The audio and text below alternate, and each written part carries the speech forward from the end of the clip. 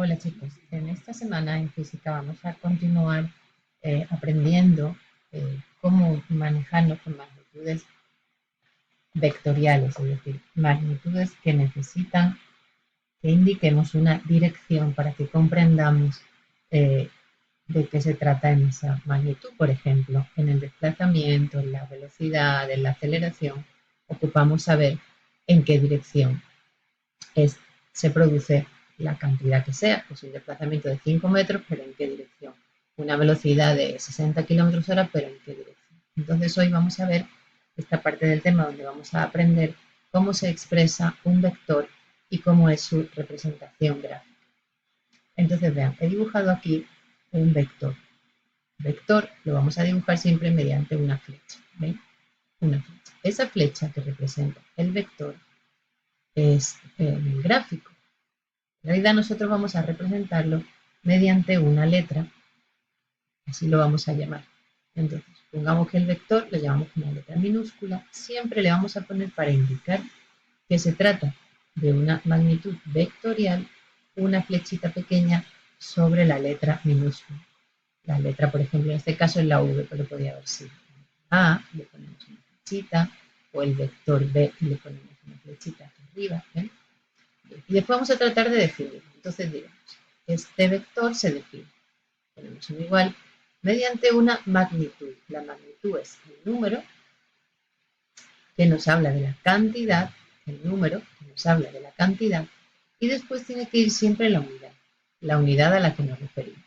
La unidad puede ser metros, metros sobre segundo, kilómetros hora, podrían ser centímetros, podría ser una unidad de fuerza cuando estudiamos la fuerza con la N de Newton, así es como se llaman las unidades de la fuerza, que es una magnitud también vectorial. Entonces tenemos que poner las siglas, si es una M, pues son metros.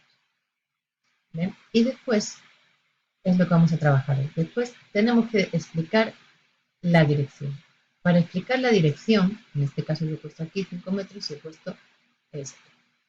Para explicar la dirección, que es lo que nos va a llevar la lección de hoy, tenemos tres formas.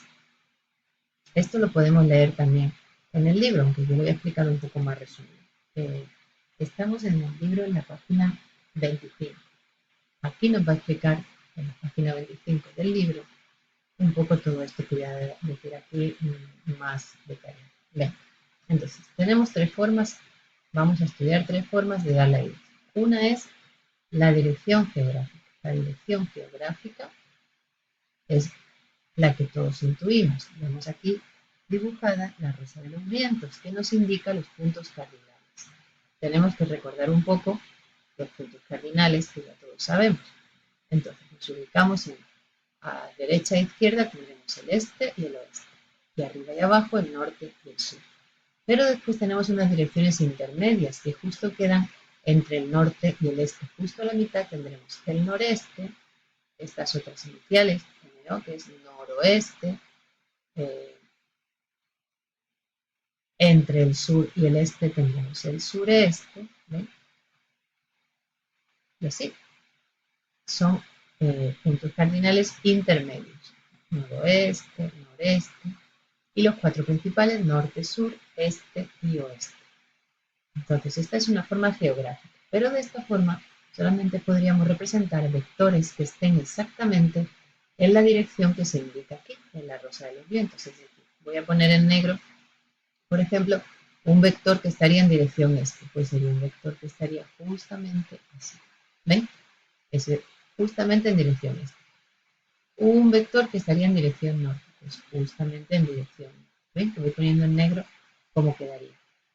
Un vector dirección noroeste, pues noroeste quedaría justo así, ahí, ni más arriba ni más abajo, justo ahí, entre el norte y el oeste. Un vector dirección sureste, pues sería un vector que quedaría justo ahí, entre el sur y el este. Bien, pero ¿qué pasa con el resto de vectores que no son estos? Pues bien, entonces tenemos que usar otro sistema. Y vamos a usar un sistema que se llama antihorario. El sistema antihorario es un sistema en grados. Vamos a usar grados para decir la ubicación de un vector vamos a usar los grados. Y para eso, para usar los grados, vamos a fijarnos bien en lo que nosotros ya conocemos, que es el círculo trigonométrico. Ese círculo, mira, vamos un poco a repasar desde el principio. Hemos dicho la forma geográfica, en grados, y también podemos usar una forma mixta, geográfica y en grados, usándolas. Entonces, vamos a ver primero la forma geográfica. Vamos a poner, antes de explicar lo del sistema horario, bueno, en la forma geográfica, por ejemplo, yo puedo decir que el vector v, decimos el número, 25, una magnitud, kilómetros hora, por ejemplo, y después podemos poner cualquiera de estas direcciones. En la forma geográfica podemos usar las direcciones este, norte, oeste, sur, ¿no? Todas estas que pongo aquí. Pero también podríamos usar las intermedias, que son las que quedarían justo aquí entre una y otra. Noreste, quedaría aquí en medio. Noroeste, suroeste y sureste. Estas son todas. Entonces aquí podríamos poner sureste. Pues ya sabemos que este vector entonces se ubicaría, lo voy a poner en rojo, si es sureste, pues estaría justo sobre el sureste. ¿No? Bien, esa es la forma geográfica. Pero ¿qué pasa? Estaba diciendo antes, si un vector no está justamente ahí. Entonces vamos a usar esta forma antihoraria en grados. Y para eso he puesto un ejemplo, el vector D, 400 metros y 50 grados. ¿Cómo vamos a poner los grados? Para eso recordemos el círculo trigonométrico. En el círculo este trigonométrico,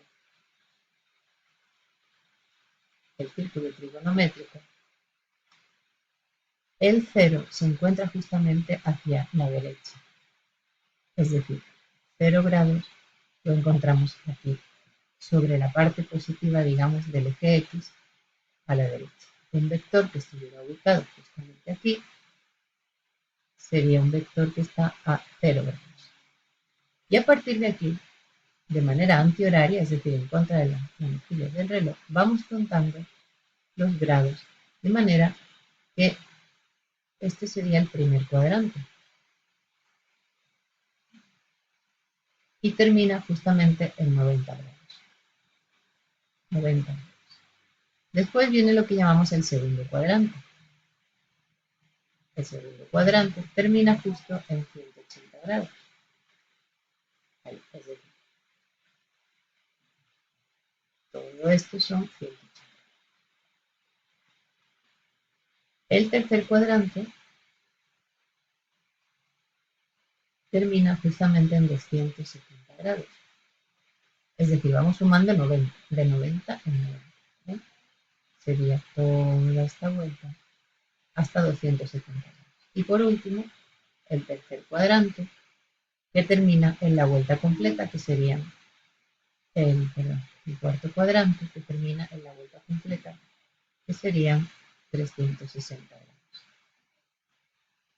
360 grados, podemos decir, es una vuelta completa y termina donde empezaban los 0 grados. 360 grados. Muy bien, entonces dependiendo de dónde se ubique el vector, pues nosotros contaremos los grados a partir del 0. A partir del 0 contamos los grados. A partir del 0 contaremos los grados. Entonces, un vector, por ejemplo, que se ubique, por ejemplo, aquí, me tienen que decir una referencia para poder calcular los grados que se cuentan a partir de aquí. Por ejemplo, si me dicen que este ángulo, por ejemplo, digo 40 grados, hay que aprender a calcular, a contar desde 0. Entonces, desde 0 contamos primero 180, ¿ven? 180 hasta aquí, y después hay que sumar 40. Es decir, que este vector, vamos a llamarle este vector, por ejemplo, A, nos tendría que dar una cantidad, por ejemplo, que son 6 metros. Y el ángulo sería 40, no, porque vamos a contar desde 0. Sería 180 más 40, es decir, 120 grados, contando desde 0. Y así lo tendríamos expresado el vector en forma que llamamos en grados de manera antihoraria. 120 grados, 220 grados. 220 grados sería la suma desde el 0. Desde el 0 serían 220 grados. Lo voy a poner en el 0. Sería todo esto. 220 grados. 180 más. Vamos a dibujar este vector D a 50 grados. Pues tendríamos que contar. Voy a dibujar este vector. Si lo quiero dibujar a 50 grados, pues tengo que contar desde 0 hasta 50 grados. Que si eso lo podemos contar con un transportador de ángulos.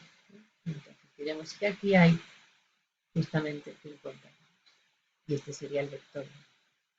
¿Y qué hacemos con el 400? ¿Cómo lo representamos? Pues normalmente nos tienen que dar una escala. Es decir, por ejemplo, en este caso pues sería 1 centímetro, por ejemplo, que nos dijera, para cada centímetro del plano supone 100 metros a escala, lo que se llama una escala. Entonces, en 4 centímetros tenemos representado 400. Aunque la mayoría de las veces no vamos a usar la escala, sino que simplemente lo que vamos a calcular es el ángulo, más que todo. Muy bien, pues voy a terminar este video y les voy a dejar unos ejemplos. Después hay una tercera forma de representarlo, que es de una forma mixta, geográfica y en grados. Esta última forma la explicaré en otro video, así que en este video voy a terminar ya. Nos quedamos con estas dos formas de representar la dirección. La forma en grados, comenzando desde 0, o la forma geográfica usando los puntos cardinales. Y ya les voy a dejar una lista con unos ejercicios.